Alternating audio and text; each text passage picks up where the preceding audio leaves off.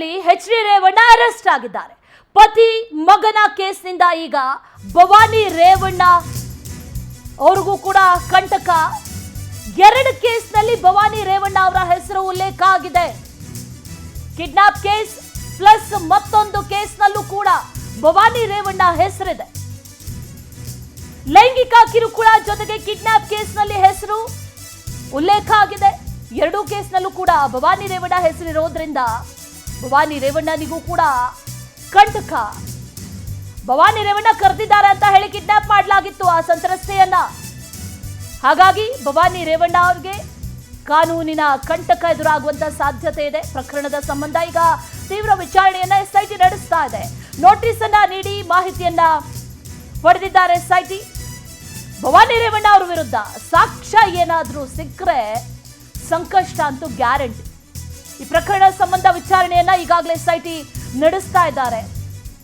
Kidnap ಪ್ರಕರಣದಲ್ಲಿ ನೋಡೋದಾದ್ರೆ ಭವಾನಿ ರೇವಣ್ಣ ಕರೀತಾ ಇದ್ದಾರೆ ಅಂತ ಹೇಳಿ ಆ ತಾಯಿಯನ್ನ ಸತೀಶ್ ಬಾಬು ಕರೆದೊಯ್ದಿದ್ರು. ಸಂತ್ರಸ್ತೆಯ ಮಹಿಳೆಯ ಪುತ್ರ ದೂರನ್ನ ಕೂಡ ನೀಡಿದ್ರು. ಹಾಗಾಗಿ ಈ ಪ್ರಕರಣದಲ್ಲೂ ಕೂಡ ಇವರ ಹೆಸರು ತಳುಕು ಹಾಕೊಂಡಿದೆ. ಹಾಗಾಗಿ ನೋಟಿಸ್ ಕೊಟ್ಟು ವಿಚಾರಣೆಯನ್ನ ಕೂಡ ನಡೆಸ್ತಾರೆ ಎಸ್ಐಟಿ ಅಧಿಕಾರಿಗಳು. ಈ ವಿಚಾರಕ್ಕೆ ಸಂಬಂಧಪಟ್ಟಂತೆ ಮತ್ತಷ್ಟು ಡೀಟೇಲ್ಸ್ ಅನ್ನ ನೀಡ್ತಾ ಹೋಗ್ತಾರೆ ನಮ್ಮ ಪ್ರತಿನಿಧಿ ಮಂಜುನಾಥ್ ನೇರ ಸಂಪರ್ಕದಲ್ಲಿ ಜಾಯ್ನ್ ಆಗಿದ್ದಾರೆ.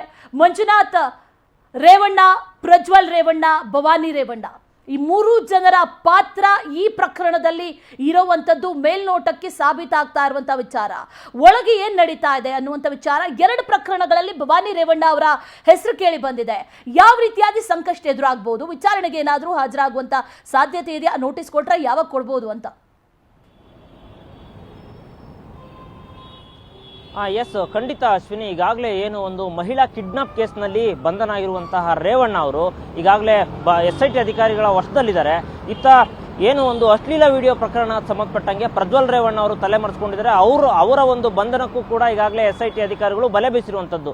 ಈ ಹಿನ್ನೆಲೆಯಲ್ಲಿ ತಂದೆ ಮತ್ತು ಮಗನ ಪ್ರಕರಣ ಸಂಬಂಧಪಟ್ಟಂಗೆ ಈಗಾಗಲೇ ಭವಾನಿ ರೇವಣ್ಣ ಅವರು ಕೂಡ ಈಗ ಕಂಟಕ ಎದುರಾಗಿರುವಂಥದ್ದು. ಯಾಕಂತಂದ್ರೆ ಈಗಾಗಲೇ ಏನು ಒಂದು ಈ ಕಿಡ್ನಾಪ್ ಕೇಸ್ನಲ್ಲಿ ರೇವಣ್ಣ ಅವರು ಬಂಧನ ಆಗಿದ್ದಾರೆ. ಈ ಕಿಡ್ನಾಪ್ ಕೇಸ್ ಸಂಬಂಧಪಟ್ಟಂಗೆ ಈಗಾಗಲೇ ಆ ಸಂತ್ರಸ್ತ ಕಿಡ್ನಾಪ್ ಕೇಸಲ್ಲಿ ಮಹಿಳೆಯರೇನಿದ್ದಾರೆ ಆ ಮಹಿಳೆಯರನ್ನ ಈಗಾಗಲೇ SIT ಅಧಿಕಾರಿಗಳು ವಿಚಾರಣೆ ನಡೆಸಿರುವಂಥದ್ದು. ವಿಚಾರಣೆ ನಡೆಸುವ ಸಂದರ್ಭದಲ್ಲಿ ಹೇಳ್ತಾ ಇದ್ರು, ಅಂದ್ರೆ ನಮಗೆ ಈ ಒಂದು ತೋಟದ ಮನೆಗೆ ಬರೋದಕ್ಕೆ ಭವಾನಿ ರೇವಣ್ಣ ಅವರು ಹೇಳಿದ್ರು ಅಂತೇಳಿ ಈಗಾಗಲೇ SIT ಅಧಿಕಾರಿಗಳ ಮುಂದೆ ಸಂತ್ರಸ್ತರು ಹೇಳ್ತಿರುವಂತದ್ದು.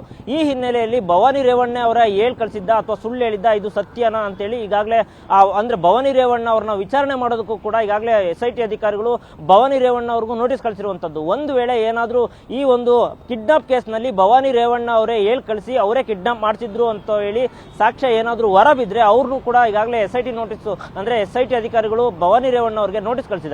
ಈ ನೋಟಿಸ್ ನಲ್ಲಿ ವಿಚಾರಣೆ ಸಂದರ್ಭದಲ್ಲಿ ಇದೇನಾದ್ರೂ ಹೌದು ಭವಾನಿ ರೇವಣ್ಣ ಅವರೇ ತೋಟದ ಮನೆಗೆ ಕರೆಸಿ ಕಿಡ್ನಾಪ್ ಕೇಸ್ ನಲ್ಲಿ ಇವರು ಕೂಡ ಪ್ರಕರಣದಲ್ಲಿ ಭಾಗಿಯಾಗಿದ್ದಾರೆ ಅನ್ನೋ ವಿಚಾರ ಸಾಬೀತಾದಲ್ಲಿ ಇವ್ರಿಗೂ ಕೂಡ ಕಾನೂನು ಅಡಿಯಲ್ಲಿ ಕ್ರಮ ಜರುಗಿಸಲು ಈಗಾಗಲೇ SIT ಅಧಿಕಾರಿಗಳು ಸಿದ್ಧತೆಯನ್ನು ನಡೆಸಿರುವಂತದ್ದು. ಒಟ್ಟಿನಲ್ಲಿ ಈಗಾಗಲೇ ಏನು ತಂದೆ ಮಗನ ಪ್ರಕರಣ ಸಂಬಂಧಪಟ್ಟಂಗೆ ಈಗಾಗಲೇ ಭವಾನಿ ರೇವಣ್ಣ ಅವ್ರಿಗೂ ಕಂಟಕ ಎದುರಾಗಿರುವಂತದ್ದು. ಒಟ್ಟಿನಲ್ಲಿ ಏನು ಈ ಪ್ರಜ್ವಲ್ ರೇವಣ್ಣ ಇದ್ದಾರೆ, ಪ್ರಜ್ವಲ್ ರೇವಣ್ಣ ಬಂಧನಕ್ಕೂ ಈಗಾಗಲೇ SIT ಅಧಿಕಾರಿಗಳು ಬಲೆ ಬೀಸಿದ್ದಾರೆ. ಇತ್ತ ರೇವಣ್ಣ ಈಗಾಗಲೇ ಬಂಧನ ಆಗಿದ್ದಾರೆ.